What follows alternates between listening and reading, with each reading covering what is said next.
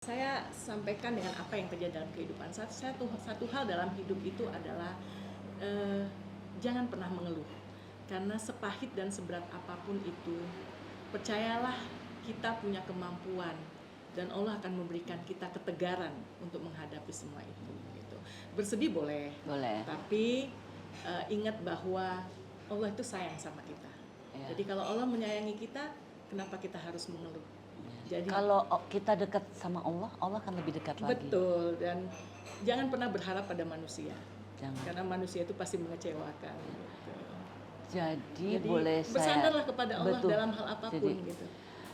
Saya tidak ingin dalam konten ini kita harus bercucuran dengan air mata. Betul.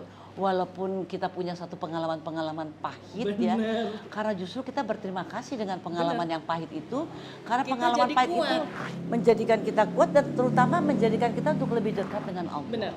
Dan kita semakin menyadari bahwa ada kekuatan yang kita butuhkan, yaitu kekuatan dari Allah. Betul. Bahwa dalam sedih kita, dalam tangis kita, ternyata masih ada yang memeluk kita, yaitu kasih sayang Allah.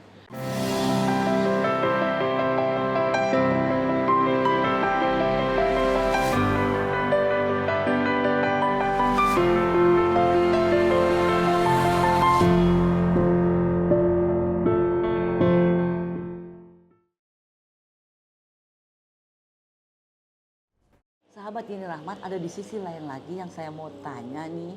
Tadi saya dengar Karina itu dulu sebagai pastor sampai mendampingi terpidana mati itu, statusnya Karina itu sebagai pastor. Sekarang kok saya lihat Karina pakai jilbab. Iya, saya sekarang pasti kan ada proses spiritual. Betul, sehingga Karina mendapatkan hidayah ini. Benar.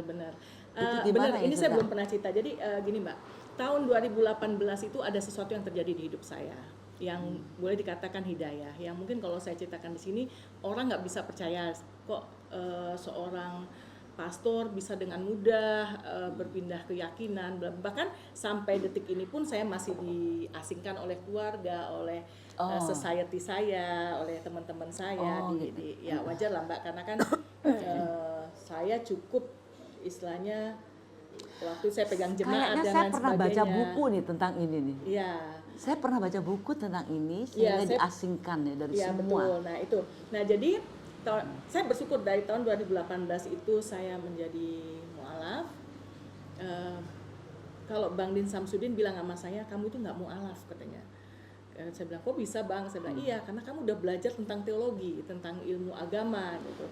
Mu'alaf itu sebenarnya bisa aja dia orang muslim tapi dia tidak baru melakukan hal-hal yang apa seharusnya dia lakukan. Iya. Gitu. Jadi kalau saya menilai orang dia tidak seiman sama saya, dia non muslim tapi perilakunya sangat islami gitu. Ya. Kepedulian sosialnya dia gitu. Jadi nggak usahlah kita bicarakan masalah baju atau pakaian agamanya, tapi bagaimana perilaku kehidupannya, akhlaknya nomor satu, moralnya nomor satu. Nah yang saya pengen tanyakan nih dari Karina nih, hidayah apa sih yang didapat di 2018 itu sehingga Karina akhirnya berpindah keyakinan, terus di samping berpindah keyakinan emang otomatis langsung pakai jilbab itu? Enggak, saya pakai jilbab itu pulang haji Mbak. Oh oke. Dan saya bersyukur, jadi dalam katakanlah setahun saya menjadi mu'alaf, saya sudah melakukan 5 rukun. Jadi saya terakhir haji 2019 sebelum COVID. Sebelum COVID. Nah itu saya sangat bersyukur ketika 2019 kalau nggak salah saya juga pergi di situ. Oh ya? Iya, aku nggak ketemu ya. Nggak ketemu. Belum jodoh. Hmm. Iya, 2019 yang terakhir sebelum COVID. Kan? Terakhir sebelum COVID itu saya juga berhaji. Kebetulan kita juga serombongan tanpa disengaja dengan apa ya, Pak Ma'ruf Amin. 2019. Oh bukan. Buya Ma'ruf berangkat sebelumnya, 2018. Oh 2018. Iya, saya 2019. Oh iya, saya 2018. Iya, karena waktu itu Buya sempat bilang sama saya, kamu harus pergi haji sekarang gitu. Kalau enggak nanti kamu tunda-tunda nggak akan jadi. Dan ya ternyata benar juga, begitu saya haji terakhir udah COVID kan. Tahun lalu tidak banyak yang bisa berangkat haji karena kuota terbatas, dan tahun ini kan masih tanda tanya juga. Jangankan haji, umroh aja sekarang masih tertunda. Udah nggak bisa, bener. Dan saya sangat bersyukur waktu itu hanya dalam waktu seminggu sebelum haji dilaksanakan, saya dapat kesempatan untuk berangkat. Subhanallah. Itu sendiri atau lewat rombongan? Saya waktu itu sendiri berangkat. Sendiri tapi ikut rombongan. Ikut Kita ada travel lah. 8 orang. 8 orang. Oh, jadi bentuk rombongan kecil 8 orang, Ya, berangkat kecil sendiri. 8 orang. Pertama kali menginjakan kaki di tanah haram. Nah, Setelah menjadi ini mualaf yang itu saya mau rasanya ceritakan. seperti apa? Itu subhanallah, masya Allah, luar biasa ya Mbak. Tapi sebenarnya kalau saya tidak mudah bagi saya untuk, sebenarnya ada waktu itu ada di dalam hati saya pingin deh lihat haji ini seperti apa gitu. Nah, yang membuat saya benar-benar meyakini Islam itu adalah ketika di Raudah. Jadi bukan saat hajinya, tapi justru ketika di Madinah. Di Saya di Masjid Raudah. Nabawi. Iya, di situ ketika saya mendapat kesempatan untuk melihat makam Rasulullah itu saya nggak tahu, saya kayak merasa dipeluk Ayah, kayak bapak, seorang iya, bapak. kayak gitu, saya luar biasa. Dan itu air mata saya keluar, tapi saya tidak sedih. Jadi saya merasakan kedamaian yang luar biasa di hidup saya saat itu ketika di Raudah itu. Nah itu saya sampai terpaku, terdiam gitu, sampai saya katakan, oh ini saya yakini.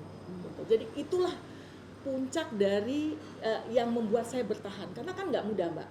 Saya ditentang keluarga, saya sendirian, anak saya masih Nasrani, keluarga besar saya juga masih Nasrani, dan saya ditolak di mana-mana. Istilahnya gini, di Islam itu saya masih dicurigain, karena kan dengan background saya sebagai pastor sebelumnya gitu. Ini nanti Toto mau kristenisasi nih gitu. Sementara di tempat di Islam itu saya dikira mau kristenisasi gitu ya. Tapi di Kristen sendiri saya sudah dibilang, wah kamu udah istilahnya udah menyalibkan Yesus kedua kali, kamu Yudas, kamu macam-macam gitu. Tapi saya sih bersyukur sampai hari ini alhamdulillah Tetap meyakini. saya dengan apa yang saya alami di Raudah itu sangat, dan juga dalam proses haji Mbak, saya nggak ngerti kan, katanya orang-orang bilang apa yang kita buat di sini nanti di sana akan ditunjukkan gitu ya. Saya waktu itu nothing tuh, saya bilang waktu sama Buya Ali Akbar Marbun yang punya pondok pesantren cukup besar, di tokoh juga ulama di Sumatera Utara, saya bilang ini Buya, saya belum bisa baca Al-Quran, saya belum tahu ayat-ayat, saya belum tahu apa-apa Buya. Tapi Buya bilang sama saya, kamu berangkat, ibadah haji itu adalah ibadah fisik. Jadi mumpung kamu bisa, kamu berangkat sekarang. Kamu boleh berdoa dengan bahasa apa yang kamu bisa. Jadi jangan paksakan dulu dengan ayat-ayat yang kamu nggak bisa gitu. Nah di situ saya akhirnya itu.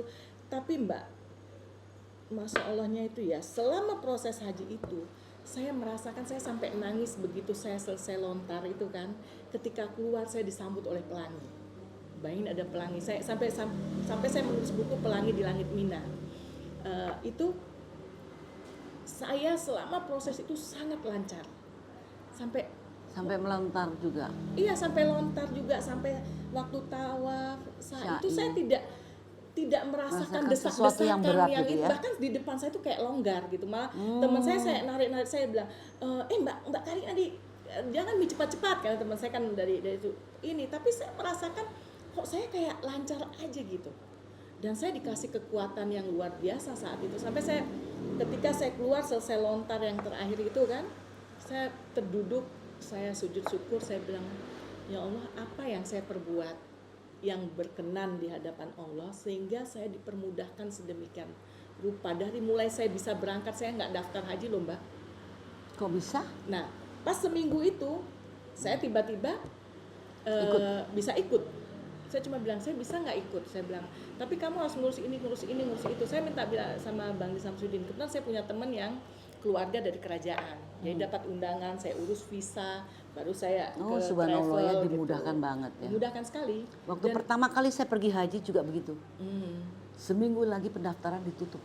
Bener. Itu saya pergi haji tahun 82.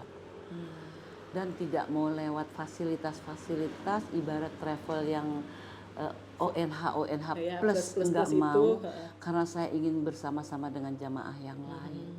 Tapi di sana alhamdulillah diberikan kemudahan-kemudahan oleh Allah. Itu subhanallah banget ya. Ada pengalaman-pengalaman spiritual kita sendiri ya. Iya benar. Jadi memang kalau kita menyadari dan meyakini semua agama itu baik. Benar. itu hanya satu cara kita untuk lebih mendekatkan diri kepada Tuhan yang menciptakan kita dengan cara dan bahasa kita tentunya, ya kan? Ya. Jadi Tuhan tidak ingin mempersulit kita. Agama manapun tidak ada yang ingin Benar, mempersulit. saya juga merasakan itu. Saya tidak merasakan kayak berpindah keyakinan yang seperti apa. Saya justru merasakan saya semakin kuat dengan saya mempelajari Islam gitu. Walaupun bagi saya agak sulit, Mbak, karena saya belajar sendiri. Istilahnya saya googling sendiri, saya belajar cari sendiri, tahu sendiri, gitu, cari tahu sendiri. Karena kan di keluarga saya tidak ada yang Muslim sampai sekarang, gitu ya. Sampai sekarang saya masih belajar sendiri. Bahkan orang-orang yang saya anggap sebelumnya itu bisa membimbing saya, bisa istilahnya kan kalau di Nasrani dulu saya sudah master ya, master teologi. Tapi kan di Islam tuh PAUD pun saya belum kalau dihitung untuk pendidikan gitu. Jadi semuanya tuh belajar sendiri. Ya, sampai sekarang saya belajar sendiri. Makanya kadang-kadang saya juga kalau mengikuti secara manusia saya juga sering kecewa, Mbak. Dan arti kok orang Islam yang Muslim yang saya anggap bisa membimbing saya itu ternyata malah menyakiti saya, malah melukai saya misalnya. Jadi akhirnya saya putuskan ya ini kan iman saya pribadi dengan Tuhan gitu ya, dengan Allah. Jadi ya sudah saya belajar dengan bagaimana saya bisa lebih dekat dengan Allah gitu. Tapi satu hal saya belajar, saya cuma bilang dengan pengalaman yang terjadi dalam kehidupan saya cuma bilang gini ke Allah, saya bilang biarlah semua orang meninggalkan saya, kasarnya seperti itu. Selama Allah tidak meninggalkan saya akan tetap ada gitu. Karena luar biasa itu bagi saya itu apa yang saya lakukan, ibadah saya dan apapun itu bukan karena biasa. Surga dan neraka. Karena saya selalu berpikir bahwa apapun yang terbaik dari Allah itu pasti terbaik buat saya. Kalau Allah bilang kamu terbaik bagi kamu di neraka, ya saya akan menerima itu. Karena itu Allah yang menempatkan saya misalnya seperti itu. Atau Allah bilang, oh kamu baik, kamu masuk ke surga, ya itu biar Allah. Jadi itu pun aja kadang-kadang kita merasa memang pantas nggak sih kita betul. Masuk surga. Nah makanya saya bilang, saya apapun yang saya lakukan, misalnya saya punya panti asuhan, saya melakukan banyak kegiatan sosial, itu lebih wujud kecintaan saya kepada Allah. Subhanallah. Dan saya masih jauh belajar, Mbak. Saya belum bisa baca Al-Quran. Yang saya bisa adalah baru sholat. Maka sholat itu menjadi satu-satunya tempat di mana saya bisa dekat dengan Allah. Jadi saya masih belajar alif bata gitu, masih belajar Iqra ya, dan itu pun saya belajar sendiri, Mbak. Makanya saya kadang-kadang takut salah gitu, makanya saya lebih ke ya udah saya belajar dengan hati saya. Saya belajar jadi mencintai Tuhan ada juga buku-buku agama yang saya baca sampai saya tuh juga menangis gitu kan. Pada saat Rasulullah mau dipanggil, mau dicabut nyawanya oleh Allah, oleh malaikat, ya malaikat pencabut maut. Itu Rasulullah malah bilang begini, saya nggak takut untuk saya dicabut nyawa saya, justru saya rindu sama Allah. Tapi bagaimana nasib umat-umatku? Ya saya membaca itu juga. Subhanallah, mau meninggal aja, mau dicabut nyawa, dia masih memikirkan kita gitu, masih memikirkan umat-umatnya gitu kan. Terus ditanya lagi. Jadi seperti saya baca buku itu saya nangis benar-benar. Ya Allah, ini Rasulullah subhanallah banget selalu memikirkan umatnya. Bagaimana mencintai kita ya. Dia mau menghadapi sakaratul maut aja, yang dia pikirkan adalah bagaimana umatnya. Terus ditanya lagi, coba kamu tanyakan kepada Allah. Kalau seandainya umatku pada menghadapi sakaratul maut udah tidak bisa beristighfar kepada kamu, nggak bisa lagi mohon ampun kepada kamu, nggak bisa bicara apa-apa lagi, itu gimana?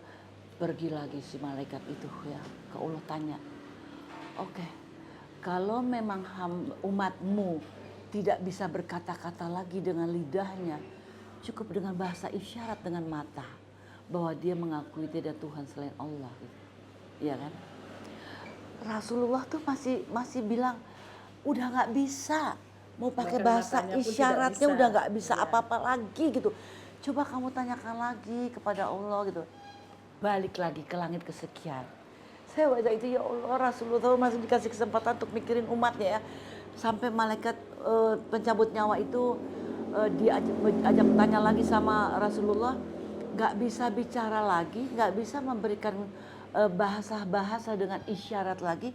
Lalu bagaimana cara aku meyakini bahwa umatku sudah bertobat, sudah mohon ampun kepada Allah? Malaikat bilang, kata Allah, kalau sudah tidak bisa pakai kata-kata, sudah tidak bisa lagi pakai bahasa mata, isyarat, pakai pakai hati. Baru Rasulullah tenang. Jadi tidak ada agama apapun memberatkan kita, Benar, saya setuju. menyusahkan kita. Jadi saya juga dalam hidup saya begitu. Saya selalu katakan biarlah manusia membenci saya atau apapun itu, tapi selama saya merasakan kehadiran Allah dalam hidup saya, dengan masih dijawabnya doa-doa saya, masih saya dibela. Karena kan saya pikir apapun itu yang bisa menolong kita hanya Allah. Kita bersandar pada manusia itu pasti akan mengecewakan dan tidak akan bisa menyelesaikan masalah kita. Nah, dari situ saya bilang, makanya setiap sujud saya itulah saat saya benar-benar merasakan saya dekat sekali dengan Allah. Dan bahkan setiap air mata saya menangis, dalam setiap apapun itu saya merasa Allah itu benar-benar ada gitu. Terasa zatnya. Iya. Dan terlebih saya juga merasakan kasih sayang Rasulullah gitu. Bagaimana yang pelukannya itu selalu terasa dan terbayang di hidup saya. Itu yang membuat saya, ya teman-teman saya selalu bilang, udahlah kamu sekarang ngapain toh ini juga gitu kan, kamu juga hidup susah atau apa, lebih susah, lebih ujiannya lebih berat gitu. Tapi saya melihat ketika ujian itu lebih berat, saya rasa hal yang pantas buat saya, karena kan kalau orang pasti meragukan bahwa saya dengan background teologi saya misalnya, saya langsung berpindah keyakinan, kan tidak mudah juga. Nah wajar kalau orang masih ragu kepada saya, makanya saya hanya menangis ke Allah aja, saya bilang Allah hanya dirimu yang tahu hati saya. Sebenarnya kita justru harus mensyukuri apapun ujian yang Allah berikan. Betul. Justru dari ujian itu kita harus berterima kasih. Karena itu dengan bukti sayang. karena dia percaya sama kita. Karena dengan ujian itu membuat kita lebih dekat justru dengan Allah. Benar. Karena dari proses ujian-ujian itu justru membuat kita cinta dengan Allah. Karena tidak ada satupun persoalan ini yang bisa diselesaikan kecuali dengan tangannya Allah dan dengan kekuasaan Allah, dengan kasih sayangnya Allah. Benar banget. Itu saya alami juga. Jadi sebenarnya segala ujian atau apapun yang kita terima ini juga semuanya harus disyukuri. Jadi anugerah dan bencana itu semuanya sama-sama anugerah Allah. Jadi itu semuanya membuat kita lebih cinta sama Allah. Saya berapa kali merasakan bagaimana Allah itu memang menyelamatkan hidup saya, karena saya hampir mati juga ketika gempa di Lombok gitu ya. Nah itu ceritanya gimana? Ya lagi? Saya itu di bawah Karina gempa, sebenarnya gitu. tuh apa sih yang dirasakan yang paling sulit dalam hidup ini, yang sangat membatin tuh apa sih Karina? Kan ada orang, aduh gue dizolimin, aduh saya ada menghadapi satu proses rumah tangga yang sangat-sangat menyakiti. Ya mungkin gini Mbak, kalau saya itu belajar untuk apapun dalam hidup saya itu berarti ada rencana Allah di situ. Betul. Jadi tidak saya selalu punya, tidak selai daun pun jatuh tanpa Allah punya izinkan, mau, ya. Nah dari situ saya merasa bahwa tidak layak saya mengeluh luar kepada biasa. Allah. Karena apa sih Mbak yang kita punya? Semua kan dari Dia. Kalau kita menangis itu sebenarnya kita lagi bicara dengan Allah, kita lagi ngadu sama Allah. Benar. Jadi ketika saya mengalami kegagalan dalam misalnya kegagalan dalam rumah tangga, misalnya seperti itu akhirnya saya berpikir bahwa ya ini mungkin yang terbaik bagi hidup saya. Karena Allah sayang sama saya, Allah nggak mau saya hidup menderita terus misalnya dengan bertahan di dalam satu kehidupan rumah tangga misalnya seperti itu. Jadi dari pengalaman hidup saya dengan hijrahnya saya, akhirnya saya mengetahui bahwa tidak pantas saya mengeluh apapun ujian yang saya hadapi. Justru berterima kasih karena ujian-ujian itu membuat kita lebih dekat dengan Allah. Betul, dan itu berarti menunjukkan Allah itu sangat percaya sama kita. Jadi saya kadang-kadang begini, ya Allah saya sayang sama Allah, saya bilang, tapi boleh dong jangan terlalu percaya sama saya gitu, maksudnya jangan terlalu percaya bahwa saya ini kuat, saya ini mampu, saya ini gini, tapi Allah tidak akan menguji seseorang itu di luar batas kemampuannya. Dan justru itu ketika ujian itu besar kita rasakan, berarti kan kepercayaan Allah kepada kita itu besar. Nah dari situ saya bilang ya Allah melakukan ini berarti punya tujuan baik. Jadi dari situ saya akhirnya menyadari bahwa saya tidak boleh mengeluh dalam hidup. Jadi saya mensyukuri apapun itu yang terjadi dalam hidup saya belajar untuk bersyukur. Saya untuk mau pahit, mau senang, mau ini saya bilang bersyukur karena ketika saya melewati pasti nanti ujungnya ada hal yang indah di situ. Subhanallah. Ini ya sahabat Yeni Rahmani ya. Ini bincang-bincang saya nih subhanallah. Ini pun kita bertemu di sini juga karena izin Allah. Betul. Kalau saya meyakini Karina ini subhanallah dia luar biasa mendapatkan satu karunia dan anugerah dari Allah, diberikan hidayah, diberikan satu kecintaan kepada Allah. Ini tidak semua orang beruntung loh mendapatkan hidayah ini. Jadi ya saya alhamdulillah sekali Mbak ya. bahwa Allah memilih saya untuk itu. Jadi paling tidak di ujung hidup saya Allah memberi saya cinta dan sayangnya yang luar biasa. Saya semakin yakin bahwa Karina ini insya Allah menjadi ahli surga. Amin, amin ya Rabbal Alamin. Sudah mendapat hidayah seperti ini ya. Karina boleh dong ada pesan-pesan misalnya untuk sesama perempuan-perempuan yang lemah tapi menjadi perempuan-perempuan yang kuat gitu Bu dalam menghadapi kehidupan. Iya, mungkin ini saya sampaikan dengan apa yang terjadi dalam kehidupan. Satu hal dalam hidup itu adalah jangan pernah mengeluh. Karena sepahit dan seberat apapun itu, percayalah kita punya kemampuan dan Allah akan memberikan kita ketegaran untuk menghadapi semua itu. Gitu. Bersedih boleh, tapi ingat bahwa Allah itu sayang sama kita. Ya. Jadi kalau Allah menyayangi kita, kenapa kita harus mengeluh? Ya. Jadi kalau kita dekat sama Allah, Allah akan lebih dekat lagi. Betul, dan jangan pernah berharap pada manusia. Jangan. Karena manusia itu pasti mengecewakan. Gitu. Jadi boleh bersandarlah kepada Allah dalam hal apapun. Gitu. Saya tidak ingin dalam konten ini kita harus bercucuran dengan air mata. Betul. Walaupun kita punya satu pengalaman-pengalaman pahit. Bener. Ya, karena justru kita berterima kasih dengan pengalaman yang pahit itu, karena kita pengalaman pahit kuat. Itu menjadikan kita kuat dan terutama menjadikan kita untuk lebih dekat dengan Allah. Benar. Dan kita semakin menyadari bahwa ada kekuatan yang kita butuhkan, yaitu kekuatan dari Allah. Betul. Bahwa dalam sedih kita, dalam tangis kita, ternyata masih ada yang memeluk kita, yaitu kasih sayang Allah. Duh, subhanallah. Jadi janganlah sekali-sekali memberikan air mata kamu kepada orang lain, tetapi berikan air mata kamu kepada Allah. Benar. Allah akan peluk kita. Benar. Allah akan lebih menyayangin kita karena tidak ada kita berpegang kepada siapapun selain dengan kekuatan Allah. Karina terima kasih banget. Sama-sama Mbak. Ya. Saya juga senang sekali bisa bareng dengan Mbak di sini. Saya senang untuk bisa memberikan motivasi kepada perempuan-perempuan itu jangan menjadi perempuan yang lemah. Betul. Dan jangan berikan air mata kamu itu kepada siapapun kecuali kepada Allah. Benar. Sujud di atas sejadahmu. Ya, karena sujud itu adalah hal terindah di mana kita menyentuh bumi tapi langit mendengarnya. Subhanallah. Baik sahabat Yeni Rahman, mudah-mudahan sharing pengalaman batin ini yang luar biasa. Saya sangat menghargai dan sangat menghormati Karina. Bahkan kita sudah menjadi saudara karena dalam Islam hukumnya kita harus lebih menjaga mualaf gitu loh. Makasih loh. Jadi insya Allah kita sudah menjadi saudara. Terima kasih. Saling menjaga, saling mengingatkan. Semoga kita mendapat ridho dari Allah Subhanahu Wa Taala. Segala apa yang ada di isi dunia ini punyanya Allah. Kita hanya dipinjami. Kita berharap juga pandemi ini cepat selesai. Jadi haji juga bisa lebih terbuka. Ini pun pandemi merupakan satu peringatan untuk kita lebih percaya lagi dengan kekuasaannya Allah. Percaya lagi, jangan cari-cari Allah karena nggak bisa dilihat. Benar. Iya kan? Tapi rasakan bahwa Allah itu ada.